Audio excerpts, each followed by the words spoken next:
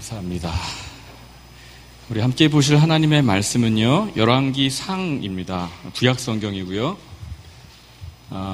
갈라디아서 강해를 지금 제가 순차적으로 하고 있는데 한 두 번,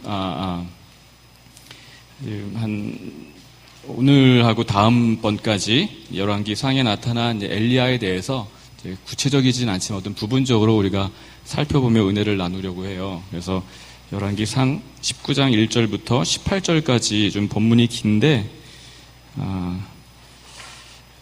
열왕기상 19장 1절부터 오늘은 8절까지만 함께 교독하겠습니다.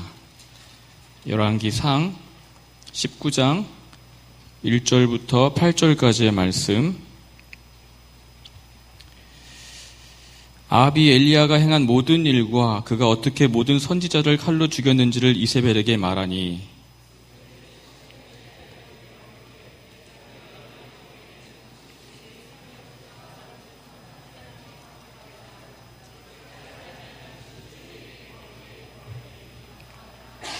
그가 이 형편을 보고 일어나 자기의 생명을 위해 도망하여 유다에 속한 브엘세바에 이르러 자기의 사환을 그곳에 머물게 하고,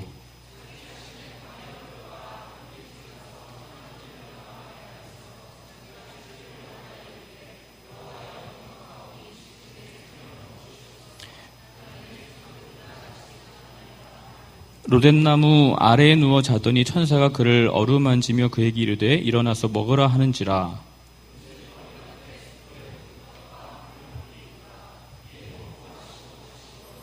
여호와의 천사가 또다시 와서 어루만지며 이르되 일어나 먹으라. 내가 갈 길을 다 가지 못할까 하노라 하는지라.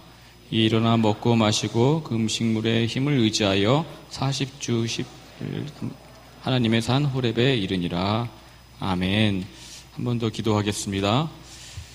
하나님 아버지, 종의 허물과 죄악을 가리워 주시고 오직 하나님의 말씀 위에 나타난 참된 생명과 진리가 흘러갈 수 있도록 역사해 주시옵소서. 우리 청년들의 마음을 기경하여 주사 옥토와 같이 되게 하시고 말씀에 따라 아멘으로 반응하며 또 그 말씀대로 살아가는 은혜가 있도록 역사해 주시기를 간절히 소원하며 귀하신 주 예수님의 이름으로 기도합니다. 아멘. 여러분, 우리는 뉴스를 통해서 이제 가끔 잘 나가던 운동 선수들이 이제 슬럼프에 빠졌다라는 소식을 듣게 되죠. 혹은 한때 배우로서 혹은 가수로서 연예계를 거의 주름 잡았던 이제 소위 스타들도 슬럼프에 빠져가지고 거의 은둔하는 모습들도 종종 보게 됩니다. 그런데 이제 신앙에도 이와 같은 슬럼프가 있다는 거예요. 한때 교회 행사나 사역이라 할 것 같으면 거의 다 참석했을 뿐만 아니라 주도해 나가고 어딜 가도 항상 그 자리에 있었던 그런 소위 교회의 성실한 일꾼이자 충성된 리더들이 어느 순간 보이지 않는 일이 발생하죠. 전화해도 안 받고 카톡도 안 되고 모든 관계망을 다 끊어버린 채 잠수를 타요. 왜 그런 일이 발생할까요? 바로 신앙의 슬럼프에 빠졌기 때문이라고 보여집니다. 여러분, 한번 주변을 좀 둘러보세요. 안 보이는 분들이 누가 있나 한번 보세요. 다 그런 건 아니지만 많은 경우에 이런 슬럼프, 너무 자세히 보지 말고 슬럼프에 빠진 경우들이 적지 않게 있습니다. 여러분 어떤지 한번 생각해 봤으면 좋겠어요.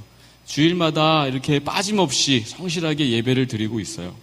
또 예배팀으로, 앞에서 또 방송팀으로, 찬양대로, 샘터장으로, 교사로 은사에 따라서 또 자기 직분에 따라서 열심히 봉사하고 있는데 어느 순간 갑자기 이 신앙의 감격이 사라져 버리는 거죠.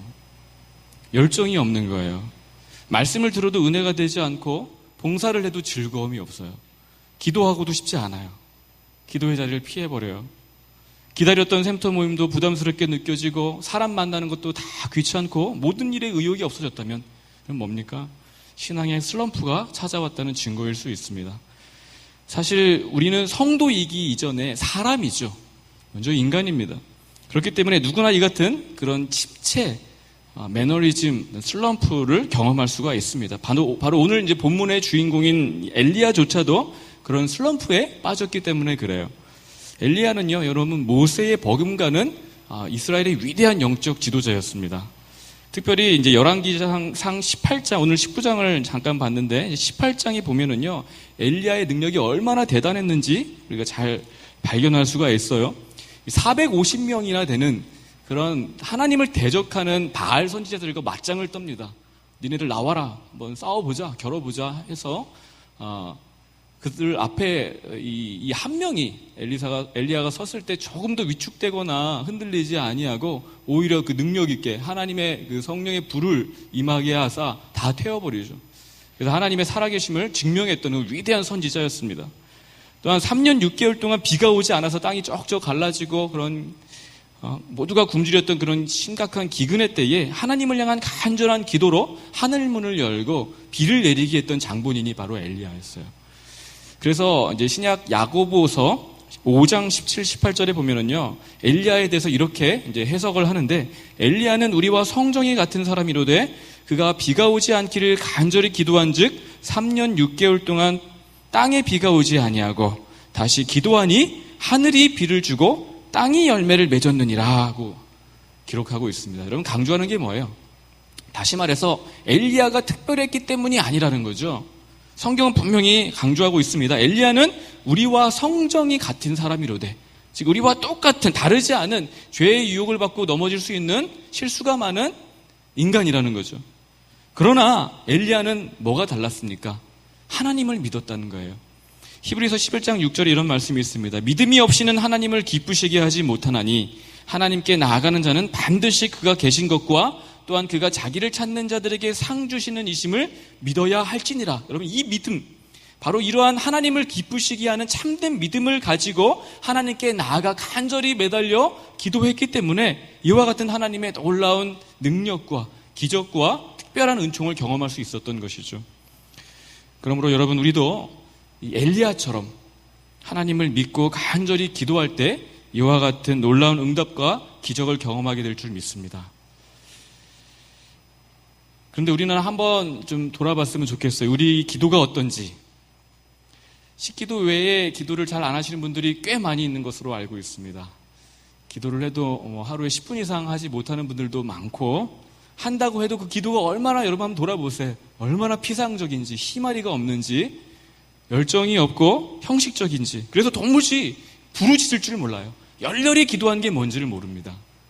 우리 청년들 기도할 때 다 그런 건 아니지만요, 많은 경우에 그러더라고요. 부르짖어 기도한다는 것은, 열렬히 기도한다는 것은 그 뭐 자체의 어떤 능력이 있어서라기보다는요, 하나님을 향한 확신 때문에 그렇죠.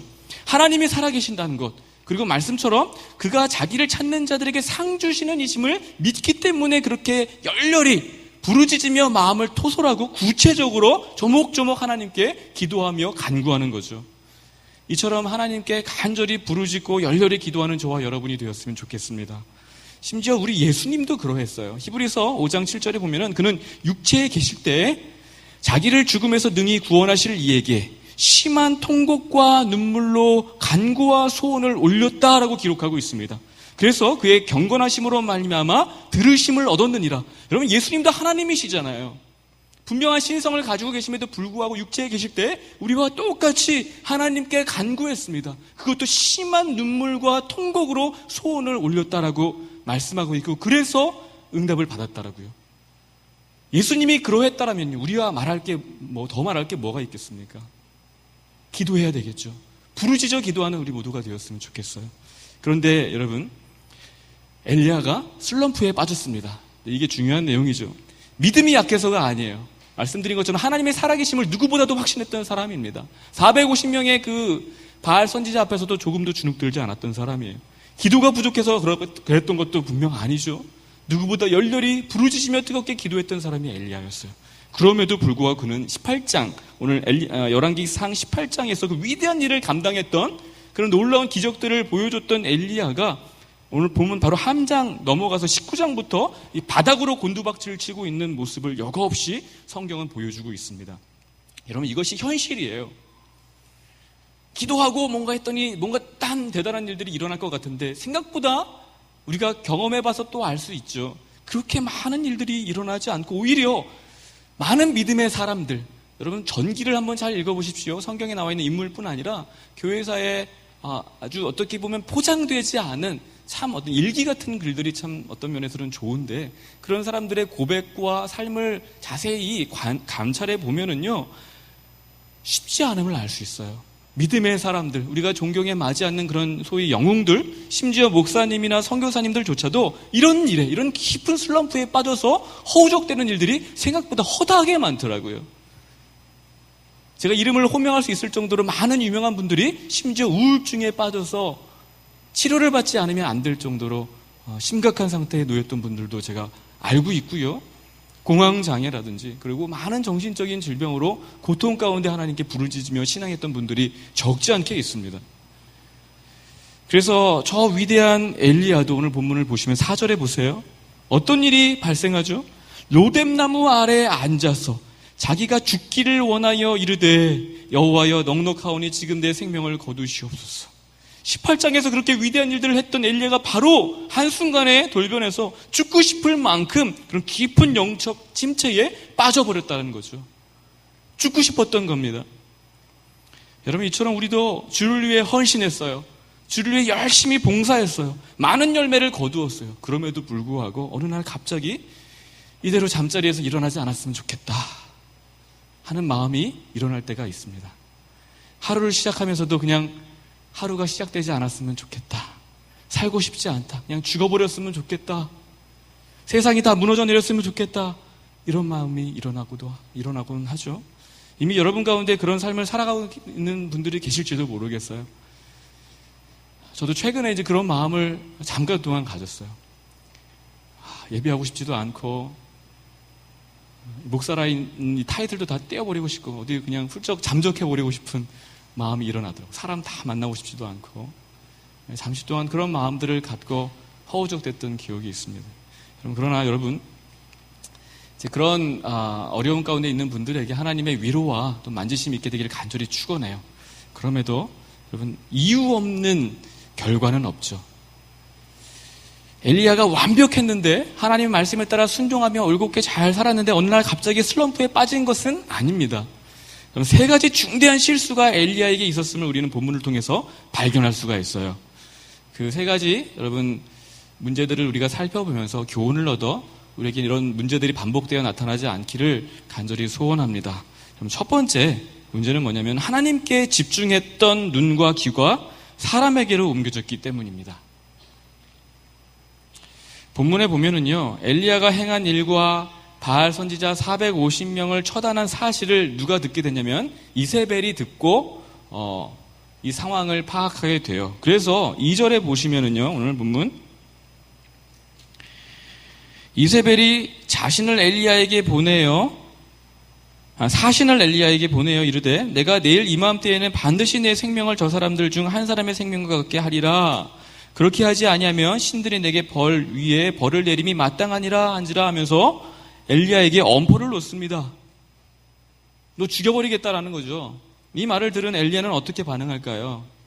3절에 보시면 그가 이 형편을 보고 일어나 자기의 생명을 위해서 도망갑니다.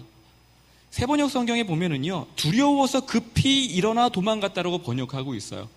그 원문의 보고와 두려워하다라는 의미가 함께 나타나고 있기 때문에 그렇죠. 즉 하나님께 집중했던 엘리야의 마음이, 그래서 위대한 일들을 감당했던 그 엘리야의 마음이 한순간에 사람에게 옮겨지면서 두려움에 함몰되어 버렸던 것이죠.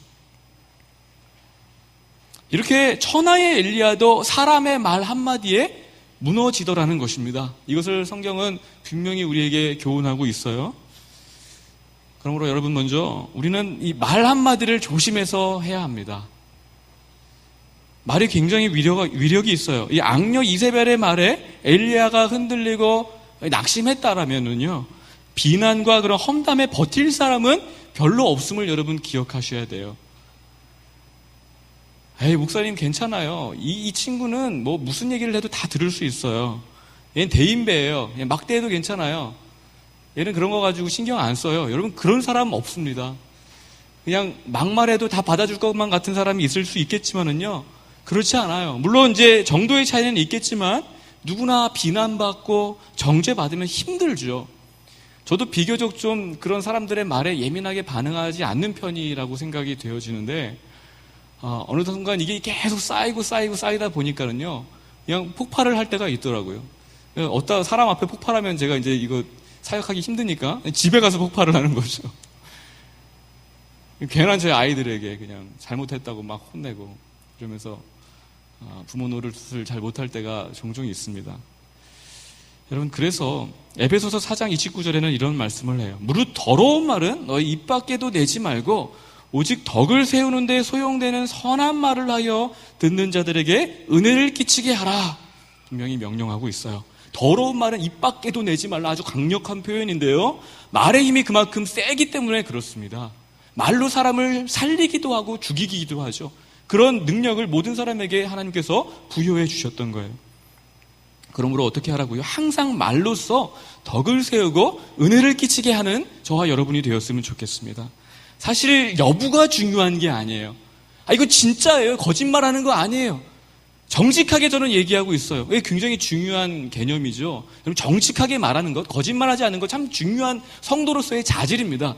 그럼에도 그 수준을 넘어서야 돼요. 그 정직하게 말한다, 말하지 않는다 이 수준을 넘어서서 기본으로 깔고 우리는 그 수준을 넘어서서 지금 내가 말하는 것이 덕을 세우는 말이냐, 은혜를 끼치고 있는 말이냐를 점검할 줄 알아야 돼요. 거기까지 우리는 이르러야 되는 것이죠.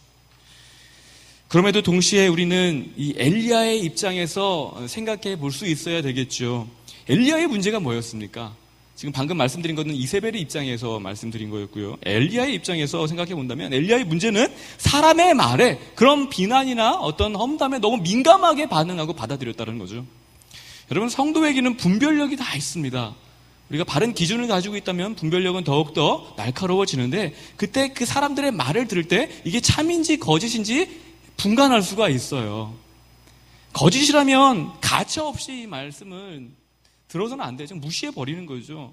설령 그것이 사실이라 할지라도, 참말이라 할지라도 정황상 하나님의 뜻과 일치하지 않는다라고 분별이 되어진다면요, 무시할 수 있어야 합니다. 이 말을 마음에 담지 말아둘 필요가 있어요.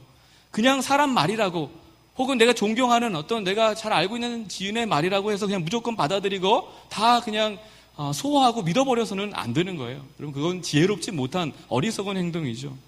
물론 하나님께서 때로는 그런 사람들, 권위 있는 자들이나 누구 친구를 통해서 하물며 말을 통해 우리를 낮추시고 때로는 징계하시고 때로는 겸손케 하실 때가 있습니다. 그런 책망을 우리는 달게 받고 귀를 기울여야만 해요. 우리 자신을 깊이 돌아봐야 되겠죠. 그러나 그 말을 들었을 때 우리의 마음이 분노가 계속 일어나는 거예요. 진리가 아니라 진리로부터 멀어지게 되어지고 시험에 들고 절망게 된다면 그것은 분명 하나님의 뜻이나 하나님의 방법이 아닐 것입니다. 그럼 그것까지 분별해 내셔야 돼요. 우리는 생각보다 이성적일 것 같은데 감정적일 때가 훨씬 더 많습니다. 감정에 많이 끌려다니고 좌지우지 되어지는 모습을 생각보다 많이 보게 되어져요. 저조차도 그렇더라고요. 이성적인 것 같은데 그 사람의 그 감정 때문에 별거 아닌 일에 막 끌려다니고 흥분하게 되어지고 막 낙심하게 되어지고 하더라고요. 그러므로 여러분의 그 감정이 굉장히 연약한 그릇이다라는 사실을 늘 염두에 두면서 이 사람의 말이나 평판이나 어떤 소문에 여러분의 감정을 세우려고 해서는 안 되겠죠. 우리는 자주 넋놓고 살아가면은요, 그런 말과 평판과 흐름에 우리의 감정을 맡겨버릴 때가 참 많이 있습니다. 그래서 좌지우지 계속 흔들려고 롤러코스터를 타듯이 그렇게 좌우로 위아래로 계속 왔다 갔다 하는 건데, 여러분, 그래서는 안 되고 우리는 끊임없이 하나님의 말씀 위에, 여러분, 하나님의 살아계시고 그런 완전한 흠없는 그 말씀 위에 우리의 감정을 세우려는 노력을 게을리해서는 안 될 거예요. 그 말씀에 우리의 감정을 붙들어 매는 작업을 여러분 꾸준히 해 나가시길 바랍니다. 그렇게 하나님의 말씀 속에 우리가 살아가게 될 때, 말씀으로 우리의 감정이 끌려다니는 삶을 살아갈 때, 즉 하나님의 말씀이 우리의 심령을 압도하게 될 때는요, 결코 그렇게 사람의 말이나 비난이나 심지어 험담 가지고 흔들리거나 넘어지지 않을 거라고 확신해요. 성도는 그런 말씀 위에 세워진 굳건한 말씀 위에서 여러분의 감정을 다스릴 수 있는 사람이 되어야 합니다. 두 번째는요, 목표를 상실했기 때문입니다. 엘리야는요, 하나님의 명령에 따라 이 백성들을 돌이키고 또 바알 선지자들을 제거한 이후에 목표의식을 상실해 버렸어요. 이것이 심각한 위기를 초래하게 되었죠. 사실 엘리야는 하늘에서 불을 내렸습니다. 물론 하나님이 내리셨지만 그런 일들을 감당했고 또 바알 선지자들을 다 처단했어요. 그리고 하늘에서 비를 내렸습니다. 엄청난 기적을 분명 보여줬어요. 그러면 당장 이스라엘이 충격을 받고 돌아설 것으로 기대를 했죠. 이스라엘이 통회하며 하나님께 자복하고 눈물 흘리며 돌아서고 아합과 이세벨도 엎드려 회개할 줄 알았습니다. 너무나도 당연하다고 생각했어요. 그러나 그런 일은 성경에 일어나지 않았어요. 전혀 미동도 없이 오히려 더욱 거세게 저항하더라는 거죠. 그러자 엘리야는 목표의식을 상실해버렸습니다. 내가 열심히 순종해봐야, 주의 일을 감당해봐야 무슨 의미가 있느냐, 무슨 소용이 있겠냐, 봐라, 그런다고 세상이 달라지는 것도 아니고 변화되지도 않고 뭐 그렇다고 나를 알아주는 것도 아니고 오히려 욕하고 죽이려고 하고 있지 않느냐, 내가 괜한 일을 했다, 참 내가 괜히 열심을 냈다, 이런 일을 계속 한들 무슨 의미가 있겠느냐, 뭐 이런 허무한 생각이, 부정적인 마음이 그의 마음을 장악해버린 것입니다. 이 스포츠 스타들 중에서도요, 정상에 올라서자마자 목표를 잃고 이렇게 슬럼프에 빠지는 일들이 적지 않게 나타나는데, 그 대표적인 케이스가 미국의 이 스포츠 영웅 수영 선수였던 마이크 펠프스가 그러했습니다. 이 육상에 우사인 볼트가 있다면 이 수영계에는 마이크 펠프스라는 독보적인 선수가 있죠. 뭐 세계 한 명 나올까 말까 하는 그런 뛰어난 재능을 가지고 있는 선수임에 분명해요. 이 펠프스는 올림픽에서만 금메달을 무려 23개, 은메달을 3개, 동메달을 2개를 딴 신기록 보유자입니다. 그런 펠프스가 2012년도에 런던 올림픽을 마지막으로 해서 은퇴를 선언하고 나자 한순간에 무너져 내렸어요. 목표를 이루고 나니까 이제 공허함이 찾아오는 것이죠. 허무해지고, 그래서 이제 이 허무함을 막아보고자 술을 마시고 대마초를 피웠습니다. 도박에 빠져버렸어요. 잠시 이것을 극복하고자 다시 이제 새로운 도전을 시작했는데 골프를 쳤죠. 골프가 적성이 맞지 않자 금세 또 포기하게 됩니다. 급기야 2014년도에는 음주운전으로 체포되기까지 했어요. 그런 뉴스 기사가 있었어요. 자존감은 극도로 낮아졌고 정체성은 바닥을 쳤으며 이제 살 의욕이 없어졌죠. 자살 기도를 했습니다. 자살 충동을 느꼈어요. 그때 그의 오랜 친구이자 전 미식 축구 선수였던 이제 레이 루이스라는 사람이 이제 보다 못해서 펠프스에 찾아가 이제 권면을 하죠. 그때 이제 치유센터를, 상담을 받을 수 있는 치유센터를 소개하면서 어떤 책 한 권을 건네게 됩니다. 그 책이 뭐냐면 다름 아닌 릭 워렌 목사가 쓴 목적이 이끄는 삶이었어요. 그 책을 이 펠프스가 건네받고 치유센터에 입소한 다음부터 이 책을 펴들고 읽기 시작했는데 불과 4일 만에, 책을 다 읽었는지 모르겠어요. 4일 만에 그 친구한테 전화를 해서 이렇게 외쳤다고 그래요. 놀라운 책이다. 이 책이 나를 살렸다. 라고 이제 그렇게 고백했대요. 감사하다고 아마 얘기했겠죠. 그래서 이렇게 빠르게 이 책을 읽고 치유센터에서 회복을 한 다음에 다시 목표를 정하게 되었어요. 그래서 지난 브라질 리우 올림픽에 출전해가지고 31살의 나이, 적은 나이는 아니죠. 그 나이에 금메달 무려 5개, 그리고 은메달 1개를 거머쥐는 놀라운 성과를 거두게 됩니다. 그럼 제가 펠프스가 금메달을 땄다, 결국 성공했다, 뭐 이런 얘기를 하려고 하는 게 아니고요. 그리고 뭐 이런 목적이 이끄는 삶과 같은 책이 뭐 좋은 책이다, 뭐 이런 것을 제가 말씀드리려고 하는 것이 아니라 이 목표의식을 놓치지 않고 살아가는 게 중요하다는 것을 지금 말씀드리고 싶은 거예요. 신앙은요, 그저 일신의 안녕과 행복을 위해서 잠시 붙들고 살아가는 종교가 아닙니다. 많은 종교 생활은 그렇게 해나가죠. 우리 자신을 위해서 붙드는 어떤 하나의 의지처뿐입니다. 그러나 기독교는 달라요. 우리 신앙은 그렇지 않습니다. 분명한 목표가 주어져요. 그냥 내가 목표를 정하는 것이 아니라 하나님으로부터 주어지는 목표가 있습니다. 위대한 사명과 하나님 나라의 비전을 우리 모두가 수여받게 되었어요. 그 비전과 목표를 향해 달려가는 것이 모든 신앙인들의 공통된 특징이에요. 더 나아가서 우리는 약속된 종말을 바라보고 신앙합니다. 그래서 끝을 향해 달려가는, 이 끝이 보이는 마치 그 경주자와 같죠. 다름박질하는 사람과 같아요. 여러분, 우리에게는 진짜 끝이 있습니다. 역사의 시작이 있었다면 반드시 끝이 있다라고 성경은 강조하여 가르치고 있어요. 절대 이 생활이 계속 반복되거나 진행되지 않습니다. 20대가 반복되지 않고 30대, 40대는 어떤 면에서는 이 끝을 향한 디딤판에 불과해요. 앞을 향해 나아가는 것이죠. 그래서 우리는 이런 목표의식과 종말의식을 가지고 신앙생활해야 될 줄 믿습니다. 그런데 이런 엘리야는 그런 어떤 종말의식과 목표의식을 잠시 놓쳤던 거예요. 목표를 다 이루었다고, 나는 끝을 냈다라고 착각했다는 것이죠. 그래서 허무함이 밀려왔습니다. 그러나 바울은 빌립보서 4장 13절에 이렇게 말씀하고 있습니다. 형제들아, 나는 아직 내가 잡은 줄로 여기지 아니하고 오직 한 일, 즉 뒤에 있는 것은 잊어버리고 앞에 있는 것을 잡으려고 표대를 향하여 그리스도 예수 안에서 하나님이 위에서 부르신 부름의 상을 위하여 달려가노라 하고 외치고 있습니다. 즉 이런 정체성과 목표의식과 종말의식을 가지고 신앙하는 저와 여러분이 되었으면 좋겠어요. 표대가 있고 그 표대를 향해서 끊임없이 마지막까지 달려나가는 것이죠. 이런 목표의식이 분명히 있다면요, 이런 비전에 대한 끊임없는 상기와 그 비전을 붙드는 그런 열심이 여러분에게 있다면 절대 슬럼프에 빠지거나 슬럼프에 빠져서도 오랫동안 헤매이고 고통받지 않을 거라고 확신합니다. 세 번째는요, 영육간에 너무 지쳐있기 때문이에요. 너무 지쳐 있었습니다. 사실 엘리야는 이런 슬럼프에 빠지기 직전에 엄청난 거리를 달렸어요. 다름박질했어요. 열왕기상 오늘 본문 19장 말고 18장 44절에 보면은요, 후반부에 이르되 올라가 아합에게 말하기를 비에 막히지 아니하도록 마차를 가지고 내려가소서 하라 하니라. 마차를 가지고 내려가라고 아합에게 이제 명령을 하죠. 그리고 45절에 조금 후에 구름과 바람이 일어나서 하늘이 캄캄해지며 큰 비가 내리는지라 아합이 마차를 타고 이스라엘로 가니, 이 46절에 여호와의 능력이 엘리야에게 임함에 그가 허리를 동이고 이스라엘로 들어가는 곳까지 아합 앞에서 뭐라고 되어져 있냐면 달렸더라 하고 기록하고 있습니다. 지금 분명 아합은 뭘 타고 갔다고요? 마차를 타고 이스라엘까지 지금 달려가고 있는데, 이 엘리야는 마차 앞에서, 그러니까 앞에서 그 마차보다 더 빠르게 달렸다는 것이죠. 근데 이 거리가 어느 정도냐면은 갈멜산에서부터 이스라엘까지 달렸는데 장장 60km입니다. 그 거리를 마차보다 더 빠르게 마차 앞에서 이 엘리야가 달렸다라는 거예요. 물론 여기 말씀 보시면 여호와의 능력, 초자연적인 능력으로 가능했던 것이죠. 그럼에도 불구하고 아무리 하나님의 능력으로 그렇게 아주 빠르게 달렸다라고 하지만 마라톤보다도 더 긴 거리잖아요. 그 긴 거리를 전력 질주 그 이상으로 달렸기 때문에 육체적으로 얼마나 피곤했겠습니까? 사람을 통해서 일했던 거니까 어쨌든 사람은 피곤하겠죠. 이스라엘에 당도했을 때는 심신이 극도로 지쳐 있었을 거예요. 그런데 바로 그 시점에, 그 상태에, 그렇게 지쳐 있을 그때에 이세벨의 엄포를 바로 그 다음 절에 듣게 되는 겁니다.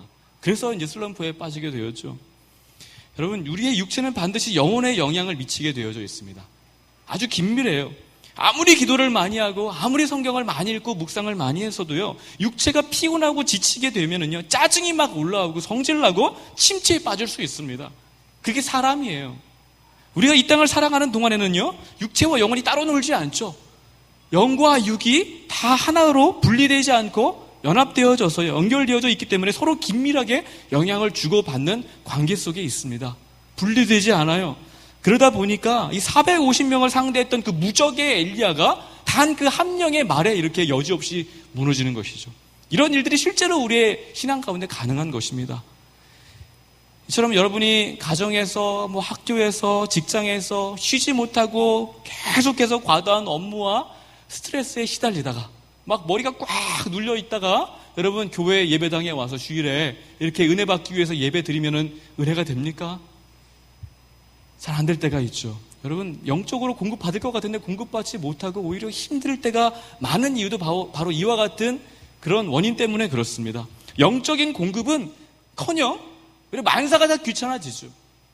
부담스럽게 느껴져요. 모든 말씀조차도 우리에게 부담으로 다가올 수 있어요. 그럼에도 습관적으로 의무감으로 내가 그래도 샘터장인데 내가 이렇게 교사인데 하면서 꾸역꾸역 교회에 와가지고 은혜가 되지 않음에도 졸면서도 예배 드리고 봉사하다 보면은요, 어느 순간 제가 확신합니다. 어느 순간 반드시 권태감이 찾아와요. 실증을 느끼게 되어지고 더 나아가서 이런 깊은 슬럼프에 빠지게 됩니다. 그리고 어느 순간은 못 견뎌서 안 나올 수도 있어요.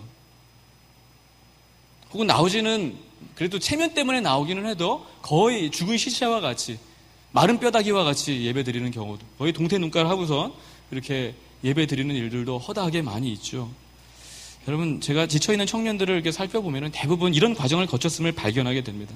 자신의 체력과 그런 정서를 고려하지 않고, 물론 젊을 때는 굉장히 체력이 에너지가 넘치기 때문에 이제 과신하는 거죠. 그러다 보면 육체를 혹사시켰기 때문에, 그런 것들을 돌보지 않았기 때문에 이런 일들을 초래하고 말아요.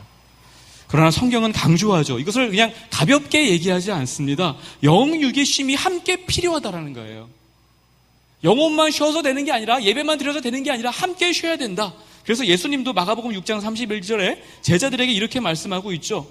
이르시되 너희는 따로 한적한 곳에 가서 잠시 쉬어라. 명령이었습니다. 말씀 읽고 기도하고 예수님의 말씀 많이 듣는다고 끝나는 게 아니에요. 위대한 기적을 보고 내가 많은 일들을 한다고 되는 게 아니에요. 이런 것들을, 이런 은혜의 경건들을 소화시킬 만한 여유 있는 시간이 확보되어져야 되겠죠. 우리는 시간 안에 구속된 자들이잖아요. 시간이 있어야지 뭘 하죠. 게다가 시간만 있어도 됩니까? 분주한데 여러분, 시간을 딱 잘라낼 뿐 아니라 공간도, 그런 골방과 같은 나만의 공간도 확실하게 확보되어져야 합니다. 평온한 환경을 만들어야 돼요. 그래서 산에 가서 쉬어라, 이렇게 주님께서 명령하는 것이죠. 준비된 또한 그런 환경만이 아니라 우리의 정신, 집중된 마음이 있어야 돼요. 여러분, 말씀은 그냥 진공 상태에서 막 들어가지고 우와 은혜 받고 막 그냥 충만하게 돼서 돌아가는 게 아니라 깨달아야지, 여러분 생각하고 지적으로 깨달아야지 그 말씀이 은혜가 되어서 여러분의 삶의 자양분이 되는 것인데, 이 깨달을 정신이 없는 거예요. 머리 멍해가지고 있으면은요, 무슨 말씀이 머릿속에 들어오겠습니까? 은혜가 되지 않겠죠. 그래서 따뜻한 정신과 마음이 준비되어져야 되겠죠. 그렇게 마음이 준비되기 위해서는 뭐가 필요해요? 충분히 휴식해서 체력이 뒷받침되어야 되지 않겠습니까? 건강이 있어야 되겠죠. 굉장히 긴밀한 관계를 가지고 있어요. 그래서 우리는 말씀처럼, 예수님의 말씀처럼 한적한 곳에 가서 쉬어라, 이 말씀에 따라서 여러분, 우리는 쉴 수 있어야 돼요. 정서적으로 육체적인 쉼을 함께 누려야 합니다. 또한 본문의 엘리야가, 다음번에 제가 말씀드리겠지만 어떻게 이 슬럼프를 극복했어요? 5절 말씀을 보시면은요,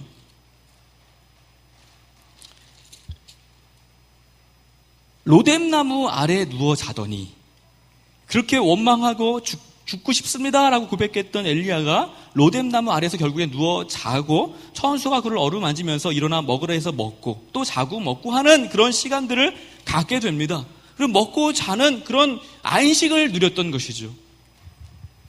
우리 담임 목사님도 이제 과다한 사역에 이제 지칠 때면은요, 이제 주일 사역을 마무리하고 월요일 날 아침에 양수리 수양관으로 가서 수요일 오전까지 보통 이제 3일간 거의 칩거하고 오십니다. 이제 그러면 영적으로 충전돼서 돌아오시는 것들을 제가 보게 되어져요. 또 그렇게 고백을 하시고요. 종종 저희 이제 교육자들에게도 그런 기회를 주시긴 하는데, 저도 좀 그러고 싶긴 합니다. 아무튼 이런 쉼과 사역의 밸런스가 우리에게 반드시 필요합니다. 그냥 무조건 달려간다고 되는 것이 아니에요.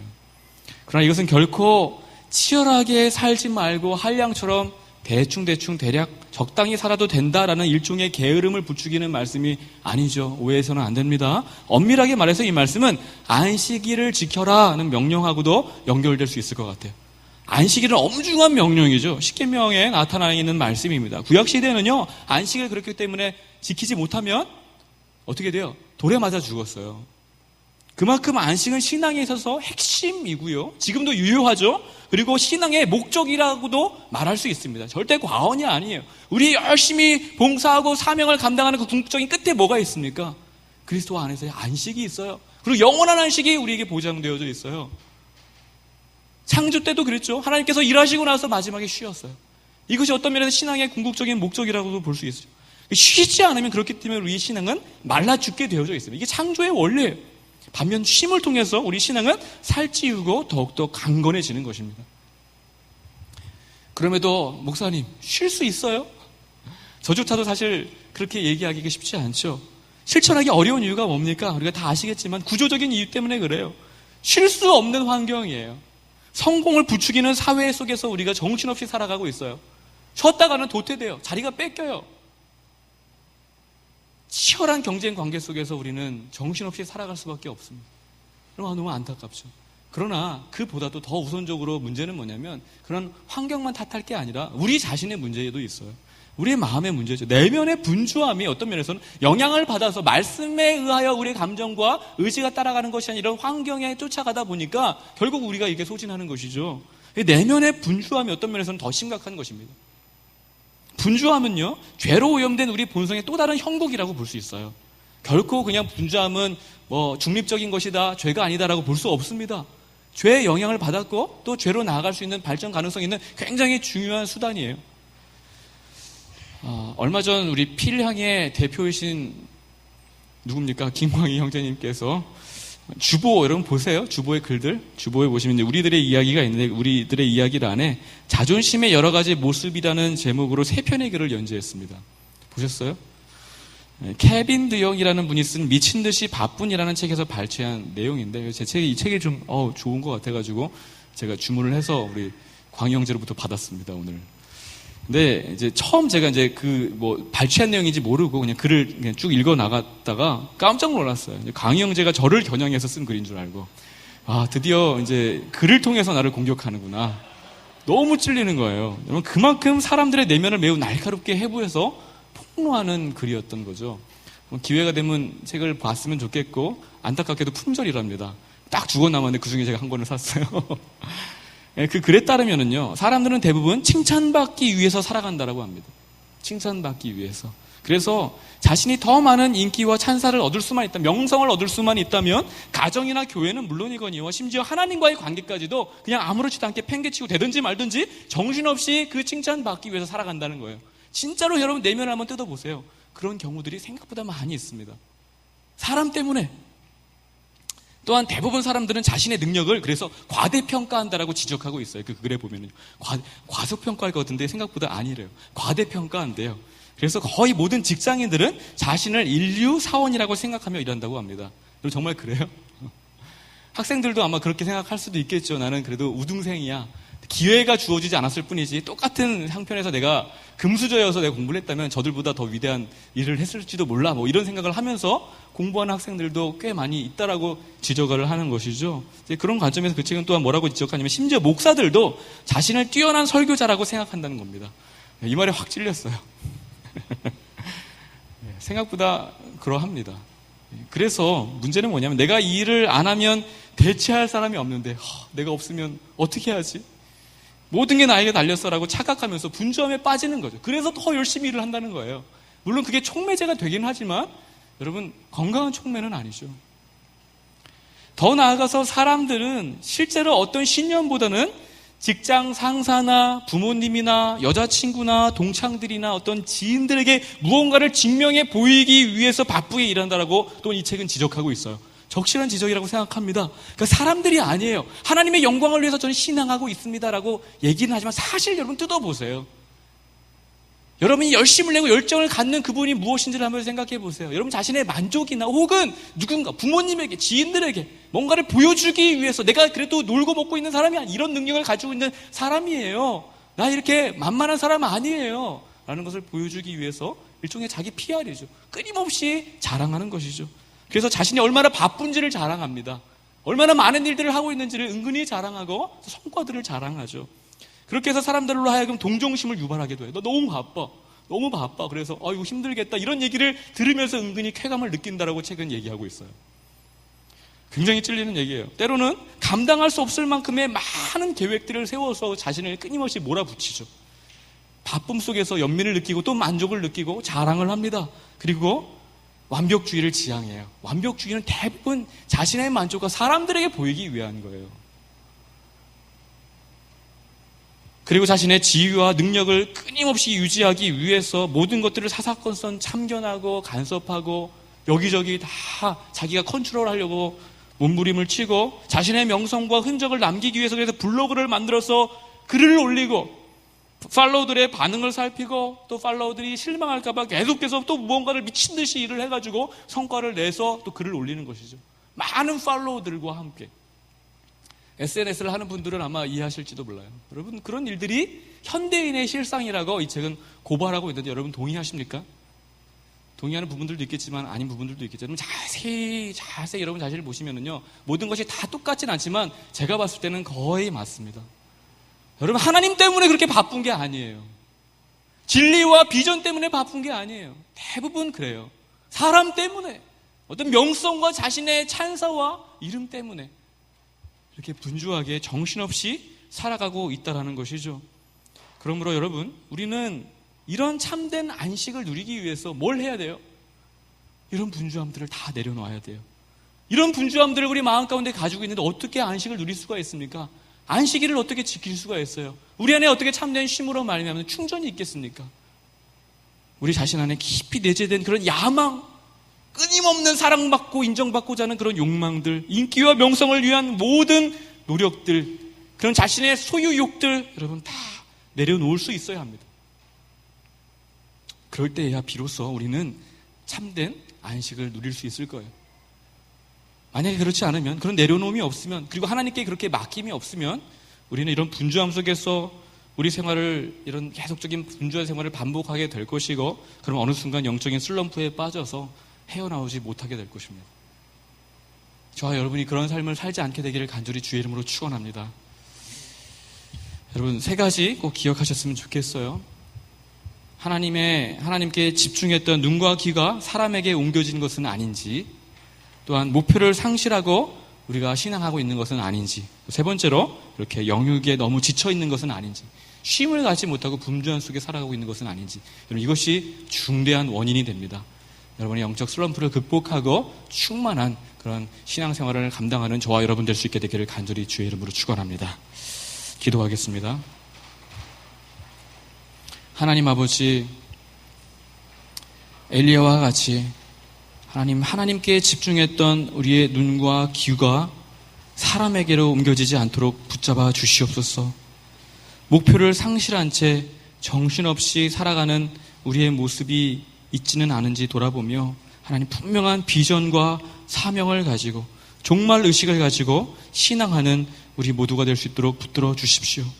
또한 너무나도 육체적으로 분주한 삶을 살아갈 수밖에 없는 환경이지만 우리가 말씀의 지배를 받아서 영육 간의 쉼을 누리고 안식함으로 말미암아 하나님의 말씀의 충만함을 누리고 참으로 주님의 뜻을 이루며 살아가는 우리 모든 청년들, 권속들 될 수 있도록 붙들어 주시기를 원합니다.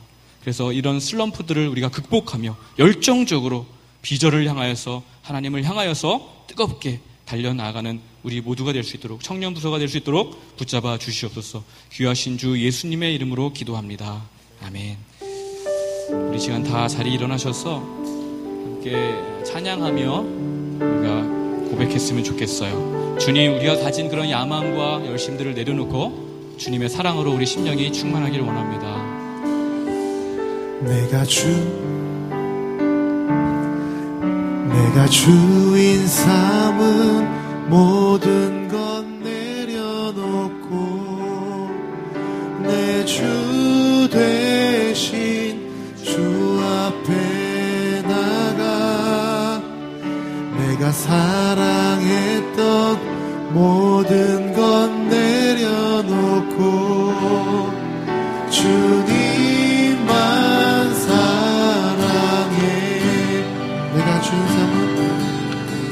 내가 주인 삼은 모든 것 내려놓고 내 주 대신 주 앞에 나가 내가 사랑했던 모든 것 내려놓고 주님만 사랑해.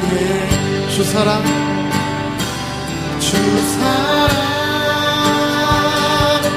거친 풍랑에도 깊은 바다처럼 나를 잠잠케 해. 주 사랑 내 영혼의 반석 그 사랑 위에 서리. 다시 찬양하겠습니다. 내가 주인 삼은 모든 것 내려놓고 내 주 대신 주 앞에 나가 내가 사랑했던 모든 것 내려놓고 주님만 사랑해. 한 번 더. 내가 주인 삼은 모든 것 내려놓고 내 주 대신 주 앞에 나가 내가 사랑했던 모든 것 내려놓고 주님만 사랑해.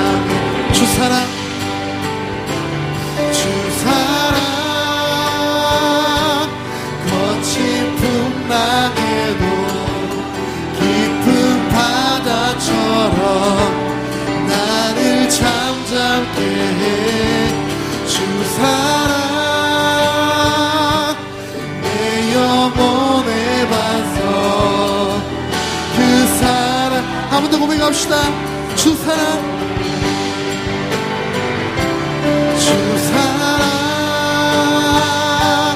거친